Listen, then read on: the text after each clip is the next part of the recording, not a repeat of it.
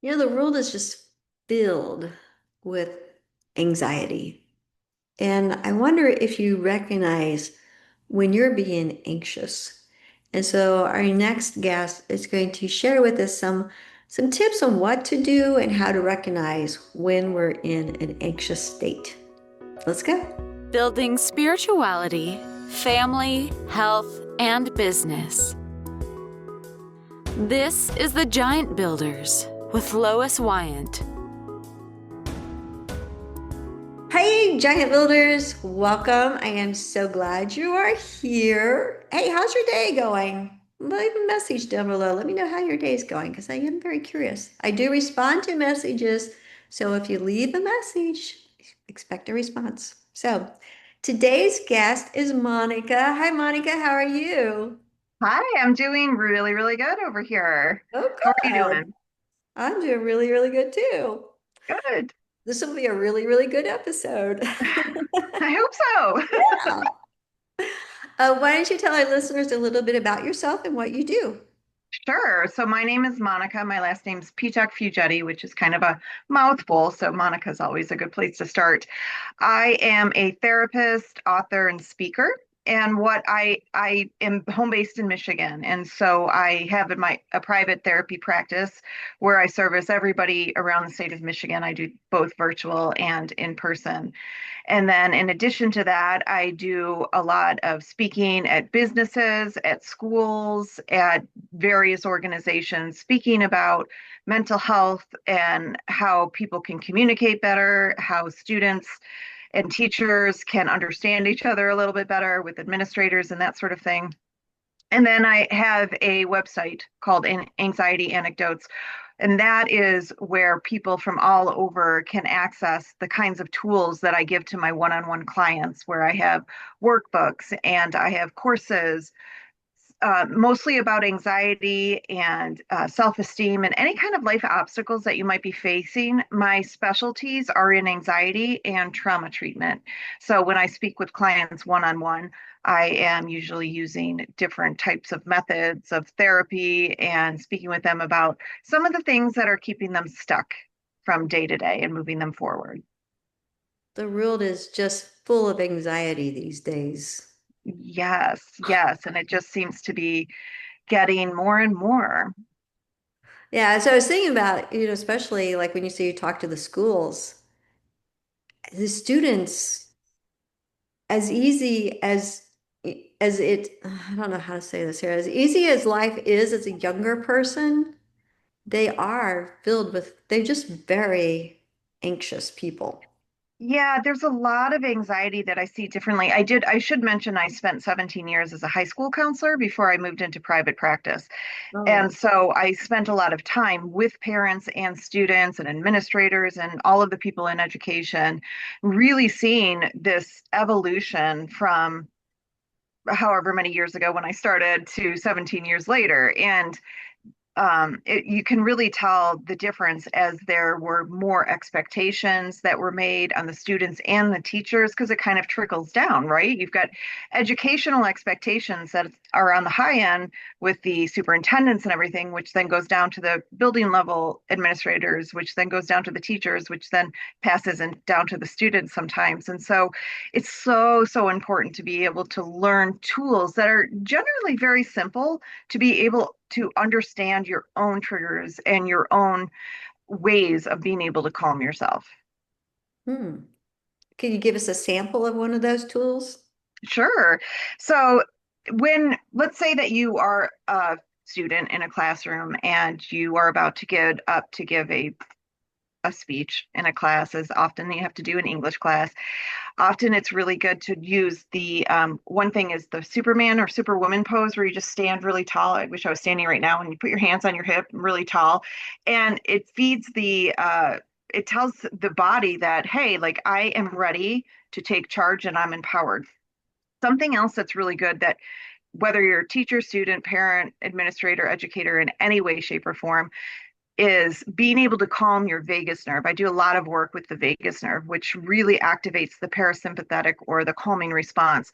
So something that you can do where you don't even have to, nobody has to even know that you're doing it, is any kind of bilateral movement. So a lot of us are very familiar with the butterfly tapping, but if you feel like, well, I don't want people to know what I'm doing with my butterfly tap, you can just put your hands on your knees and just tap back and forth, back and forth. Or you can even just right here on your chest, just, pat it like this. You could do this very non-discreetly, or even right here, this is a meridian point on your face with which it activates in the cranial nerve so that it activates the vagus nerve too. So those kinds of things can help your body to start to calm down before you go into a situation that might be anxiety producing. Oh, that's really cool. Mhm. Huh. Wow. What are some lessons that you've learned as you've grown with your clients over these journeys? I have learned that we are all so very similar in a lot of the things that we feel shame over, that we feel embarrassed over. A lot of the times, people, if we would just learn to speak about the things that we feel like we can't speak about in public, about whatever we feel about ourselves, so many of us are struggling with the same sort of imposter syndromes and the same sort of anxieties, presented differently and for different reasons. But sometimes I wish I could just like tell everybody, like, you are so not alone in the things that you are discovering about yourself. And the difference that I really see with the people that come to therapy is they recognize that there's something that I feel stuck in my life, and I want to move forward, and I want to figure out why I'm stuck. And that's what therapy helps you to do, is to figure out why you're stuck and help you to empower yourself by knowing yourself more. And it's such a powerful tool, and I wish that more people would use it. But at the same time, I just noticed that all of us, we all have such an array of emotions that society says that we can't really speak about them a lot. And so we feel like we're alone, and it makes us feel isolated. And I'm convinced that that starts to lead to depression as well. Mm. Oh, that's a good thing, or a good point. Yeah. In the notes that you sent me, you said you have a calmer approach. What does that mean? Yeah, so it's an approach that I have created that helps us to calm our nervous system. And it's just a step by step. I created a workbook that can kind of guide you through it as well. But in a nutshell, each letter stands for something. So it's curiosity, being curious about what's happening, right? Like, oh, I'm noticing that my stomach's really tense right now. I wonder what that's about. Or I notice that I'm really kind of nervous about this situation. If this nervousness had a voice, I wonder what it would be telling me. So getting curious about what's going on around you. And then the A is for accepting and assessing the situation. So I say accepting because so often we don't spend enough time accepting. We try to avoid. It's human nature to want to move away from discomfort. So we feel anxiety, we feel an uncomfortable emotion, and we think, oh, I got to get rid of that and then I'll feel better. But in actuality, you'll end up feeling worse because it doesn't actually go away. It presents in other ways at a different time. Maybe you find you can't sleep at night or whatnot. So accepting, okay, I feel anxiety right now. And it can be any emotion. I'm using anxiety as an example. I'm feeling this right now, but this anxiety is not going to kill me. This anxiety is not going to, it doesn't need to ruin my day. It can be right next to me and I can still be okay. So you can kind of assess, what is this anxiety saying to you? And then L is to just lean into the situation a little bit, which feels really counterintuitive to what we want to do. We want to move away. But when you lean in, that's when that acceptance and assessing and curiosity really starts to take hold, because that's where you really get to know yourself. You get to know, okay, well, what does this mean to me? Because anxiety is not a one size fits all. Any emotion, it's not a one size fits all. We we feel anxiety in some situations where somebody else might not feel that in the same situation. And it's because we have a history and we have messages that we were told when we were growing up, and we have learned who we should be. And we do what we need to do to make us feel safe and secure in the environment that we had to grow up in. And for some of us, that meant, oh, I need to be quiet. For others, it meant I need to be perfect. For others, it meant I need to just not, rock the boat at all. And so, whatever it is for you, whenever anything comes up like that, you can lean into the situation and say, does this remind me of a situation that I felt maybe when I was younger? And that allows you to realize and assess, okay, well, but I'm in a different situation now, and perhaps I can think about it a little bit differently as well. So then the M is to meaning making and mindfulness. So when you start to make meaning of the discomfort that you feel, then you start to feel like you make sense. I hear so often that people, I don't know why I feel anxious. Like it's such a stupid thing. It doesn't make any sense. And then they start to feel like they don't make any sense. And the fact of the matter is, your anxiety makes absolute sense. It's just that you haven't figured out why yet. And when we can stop and say, you know what, I just don't know the answer yet, but let me dig a little bit deeper and I'll figure out why this particular type of emotion, anxiety, whatnot, why it's creating this unease with me. Now I can feel like, oh, that makes sense. And part of how you get to that point is through mindfulness work. It's it's a misnomer, I should say, that multitasking is a thing, because it's really not. We cannot multitask. What we do is we think really, really fast about different things in a row, but we don't ever do things at the same time. You can only do one thing at a time. So mindfulness will bring you back to center, and you can say, okay, but here I am right now, and I can feel the desk that my computer's on. I'm in an interview right now. It's kind of humid right now, whatever it is. And it brings you back to center, because when you know you're only thinking about one thing at a time, you can't think about that discomfort. The main thing is to calm your body, and then your mind can catch up and be able to tell the story for you. And then the E part is to engage your values. We all know we have values, but it is really funny how when I speak to clients, and even myself, really, if I were to ask anybody, what are your values? Oh, yeah, like it's hard to come up with an answer, right? Like we know we have the basic values of human life, like we don't want to hurt people, those kinds of things. We want to be kind. But what in part of my workbook, there's a list, and it guides you through how to, find your top values. Because the fact is, we probably have a million values, but we have top values, like 3 to 5 values. And what we can do with values is it's magical, because it helps you diffuse from emotion. When we have anxiety, when we have an uncomfortable emotion of any kind, what happens is we start to feed into that emotion, and we make decisions based on our emotion. And so we're not using our logical mind at all. Values helps us to pause and say, okay, I really want to people please right now. I really want to say, I really feel like I should say yes to whatever it is, but I want to say no. What do my values in this situation say? And maybe my values say, you know what, though, my values said that I really do need to practice self-care. And that requires me to say no to this request. Does it make me comfortable? No. But that's not the goal of feeling empowered. The goal is not to get to comfort. The goal is to get to, I feel like I did the right thing at night. You look at yourself in the mirror and say, I lived my values today. I wasn't super comfortable with it, but one day I will be more comfortable as I practice. And then the R is simply reassess and repeat as needed. Okay, that's a lot. It's a lot. It's a lot. And that was a nutshell. The workbook is way more detailed, because it guides you through each of these steps. All right, so we'll have your information below so people can Mhm. have the opportunity to get your workbook and explore more in that area there. So what does a first meeting look like with you? A first meeting, is that what you said? Hmm. Yeah, so the first meeting, I like to just get to know. the person and what brings them into therapy. I always ask if they've been in therapy before, because if they haven't been in therapy before, I recognize that it's probably pretty scary.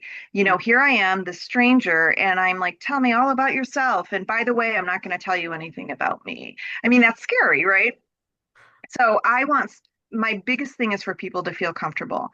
And just like I used to always say, and still say when I go into educational institutions, no significant learning happens without a significant relationship.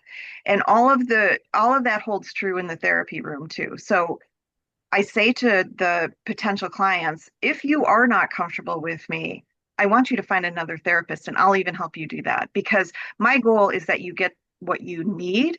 And if I'm not that person for you, that's okay. It's kind of like a dating relationship in a very platonic kind of way.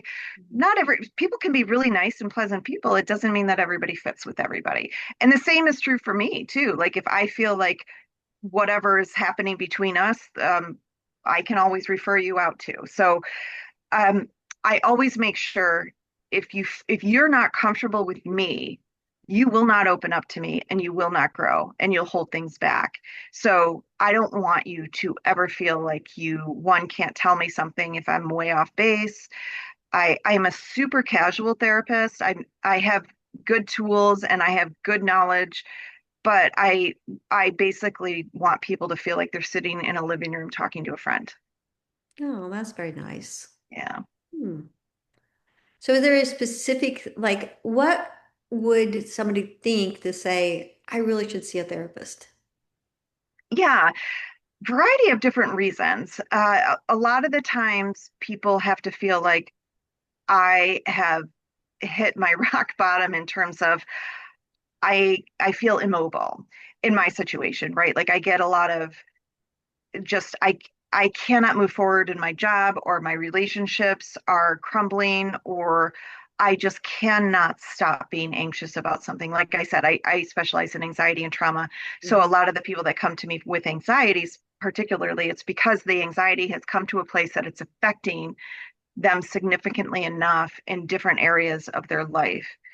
And often we all have trauma in some way too. So you get like the big T traumas where it's like you've come from an abusive relationship, like you've got natural disasters. Those are big T traumas. But we've all had like little T traumas too, where maybe we just didn't get some of our needs met. If you had financial insecurity growing up, or if you didn't get emotional needs met, those are traumas too. And I don't like to ever brush those over, because everybody who comes to therapy does have some level of trauma. And it is important to be able to unpack that and to recognize that so that you can start to move through it. So, to answer your question, people will come to therapy for the most part because they feel like I I don't know where to go from here, and my life is affected in a way that I don't want it to be. Okay. All right. Well, giant builders, if you feel that way, or if you know somebody who seems to feel like that, please have them reach out to Monica. You have a little chat and see, because we all know, well, I've said this before, God made us all for a really specific purpose, and one of those is to have joy and love in our lives. So if you don't feel that, then please check out Monica or one of our other Giant Builders guests, because we want you to be happy and loved. So, any closing thoughts, Monica? No, I really echo what you say. Like, it's so important to feel that sense of connection and purpose. And at the end of the day, human beings are wired for connection, and depression stems from a lack of feeling connected. And when you are depressed, when you're anxious, when you're feeling out of sorts, check in and ask yourself, is there somewhere where I don't feel connected right now? Do I need to feel connected with myself? Do I need to feel connected with others? And that can be as simple as I'm going to sit down and read a book and feel connected with myself a little bit more. Or, you know what? Yeah, I got to go back to the gym where I have a group of people that I really like to sit and have coffee with after, whatever it is. And that can be really helpful for you. But also remember, there is so much power in coming to therapy, and just know that you deserve therapy. You are important enough to be the best person that you want to be. Oh, that was very nice. Well, all right, giant builders, information's below. So Thank you for having me. thank you, Monica. That was wonderful information. I'm really grateful that you were here. Yeah, thank you. I'm so happy that you invited me. All right, giant builders, we'll see you next Tuesday. Thank you for listening. This has been The Giant Builders with Lois Wyant.